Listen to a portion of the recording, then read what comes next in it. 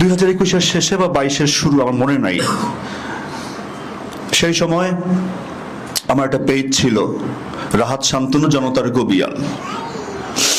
আমি প্রায় 2012 সাল থেকে ননস্টপ এই আওয়ামী লীগের বিরুদ্ধে স্যাটায়ার, কবিতা, স্ট্যান্ড আপ কমেডি এবং গান করতাম। আমি গানের মানুষ, আমি ছোটবেলা থেকে গান শিখছি, এই কাজটা টুকটাক পারি আমি। তো সেই সময় আমার গান, কবিতা মানুষ শুনতো, শেয়ার করতো, ভালোবাসতো আমারে। আমার অনেক মানুষ তখন ইনবক্স করতো যে ভাই আমি গান লিখি, একটা আমার গান গাবেন, ভাই আমি কবিতা লিখি, আমার একটু কবিতা পড়বেন। আমি সবার এই বিনয়ের সাথে বলতাম ভাই পাঠান, লেখা পাঠাইতো। আমি দেখতাম লেখার মান ততটা ভালো না। আমি ওর বিনয়ের সাথে বলতাম যে ভাই আমি তো আসলে নিজের লেখা ছাড়া কারো কাজ করি না, আমার এই মুহূর্তে মাফ করেন। এরকম কোনো একদিন, হয়তোবা সেদিন আল্লাহর রহমত ছিল আমার মাথার উপর, সীমান্ত শরীফ আমার মেসেজ করলো যে ভাই আমি কবিতা লিখি, আপনি কি আমার একটা কবিতা পড়বেন? আমি তারও একই কথা বললাম যে ভাই লেখা পাঠান, আমি দেখি। সে আমার লেখা পাঠাইলো, বললো শুক্রিয়া। আমি বাংলায় লেটার পাওয়া ছেলে। আমি 21 বছর বিদেশে থাকি, অস্ট্রেলিয়াতে থাকি। এখন পর্যন্ত আমার ইংরেজিতে অনেক ভুল আছে, সেটা লেখায়, সেটা বলায় অনেক ভুল আছে। বাংলা মিডিয়ামের ছেলে, কিন্তু আমি বাংলা নিয়ে খুব আমার একটা অহংকার আছে।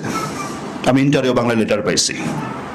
এই আজকে বাংলা একাডেমির আজম ভাই, ডিজি যে আজম ভাই, ডক্টর কুদরতি হুদা, আমি বেড়ে উঠছি তাদের সাথে। এরা আমার বাংলার একজন শিক্ষক। তো এই বাংলাটা নিয়ে আমার একটা গর্ব আছে যে আমি বাংলাটা খুব ভালো লিখতে পারি, বলতে পারি। সীমান্ত শরীফের লেখা পড়ে আমার হাত ঠান্ডা হয়ে গেল, শরীর পুরো ঠান্ডা হয়ে গেল। আমার কাছে মনে হলো কোন ডিকশনারি পড়ছে যেটা আমি পড়ি নাই, বাংলা ভাষার কোন ডিকশনারি এই ছেলেটা পড়ছে যেটা আমি পড়ি নাই। আমার কাছে মনে হয়েছে আমি ওর হাত দুইটা স্বর্ণ দিয়ে বান্ধায় রাখি। এত স্ট্রং ভোকাবুলারি, এত স্ট্রং শব্দ চয়ন আমি ইহজন্মে পড়ি নাই। আমি আল মাহমুদ পড়ছি, আমি সফা পড়ছি, আমি ফররুখ পড়ছি, আমি নজরুল পড়ছি, রবীন্দ্রনাথ পড়ছি, গান গাইছি এত বছর।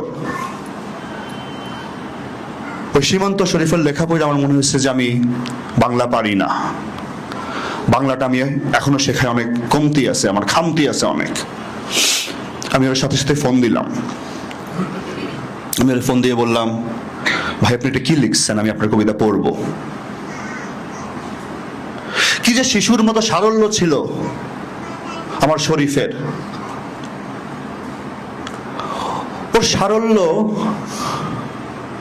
আমি জানি না আমি কিভাবে বর্ণনা করব। বলা হয় পৃথিবীতে জমজমের পানি সব থেকে পবিত্র। ওর সোলটা ছিল এরকম জমজমের পানির মতো ঠান্ডা, শীতল। কখনো রাগ নাই, ক্ষোভ নাই, ঘৃণা নাই। শুধুমাত্র একটাই কথা ওর মুখে থাকতো সব সময়, যে ভাই বাংলাদেশে আমরা সব থেকে সংখ্যালঘু। এই কথাটা সব সময় বলতো। আমি একটু হাতে নিয়ে কথা বলি, হ্যাঁ।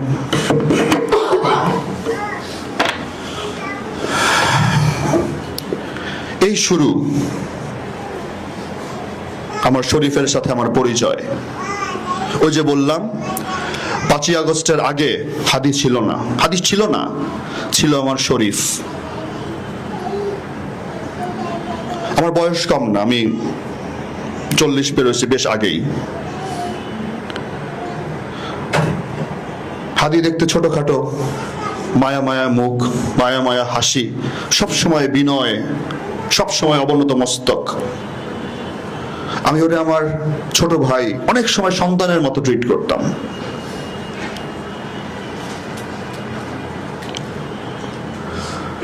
প্রায় হাসিনার আমলে আমরা বিভিন্ন কাজ নিয়ে কথা বলতাম। পরবর্তীতে আমি আমার লেখা ওরে পাঠাইতাম প্রুফের জন্য যে কেমন হয়েছে। ও বলতো যে ভাই আপনার লেখায় আমি কিছু বলতেও ভয় লাগে। আমি বলছি, তুমি ভয় না, তুমি আমারে বাংলাতে তুমি আমার মাস্টার, তুমি আমারে বলো। ও ওর মতো করে আবার বলতো।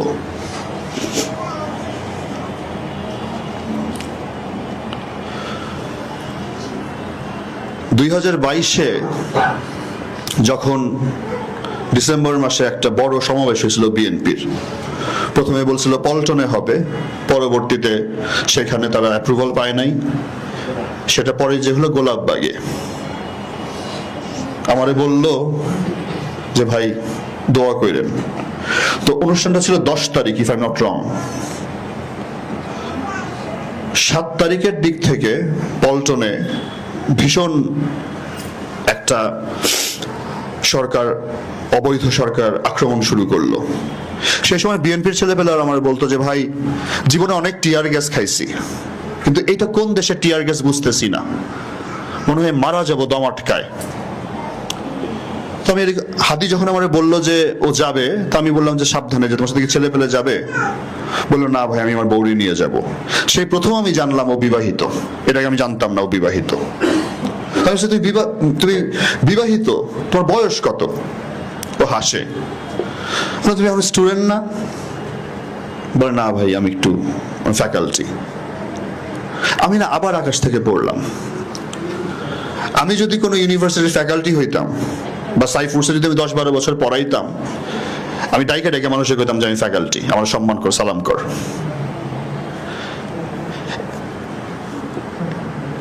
অহংকার শব্দটা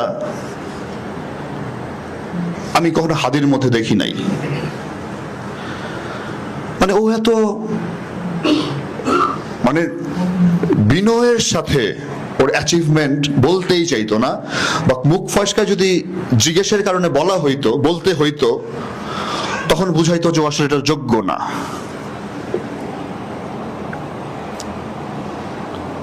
গেল, আসার পরে ও বলল যে ভাই মনটা ভেঙে গেছে। এমন কর্মী ছিল ভাই, যা কিছু হওয়ার হইতে পারত, কিন্তু একটা নেতা পাইলাম না। আমার এই কথা এখনো মনে পড়ে, ওই কথাটা বলছিল যে আমরা একটা ইমাম পাইলাম না।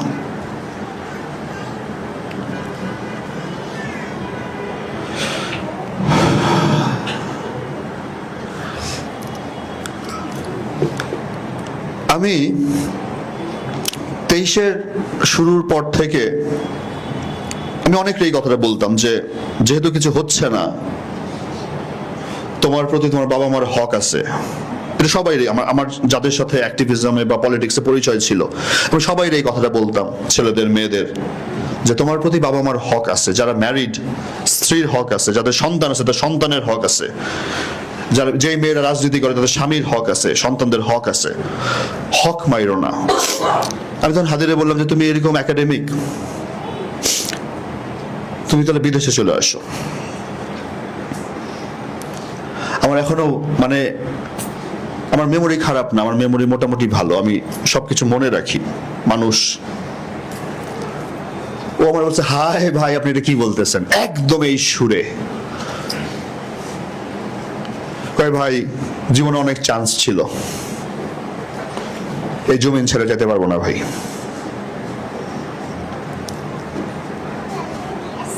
আসলে আমি স্বার্থপর মানুষ, তো 2004-এ দেশ ছাড়ছি। বাবা মা তখন জোর করে পাঠাইছে, আমি মিথ্যা বলবো না, নিজের ইচ্ছায় যাই নাই, বাবা মা জোর করে পাঠাইছে তখন। তো আমার মনে হইতো যে যেহেতু আমার মতো ছেলে কইরা খাইতেছে, হাদির মতো ছেলেরা তো এত ব্রিলিয়ান্ট, অনেক ভালো করবে এবং কন্ট্রিবিউট করার অনেক জায়গা থাকবে, বাট নাড়াইতে পারি নাই ওরে আমি। ওই যে হায় ভাই কি বলেন।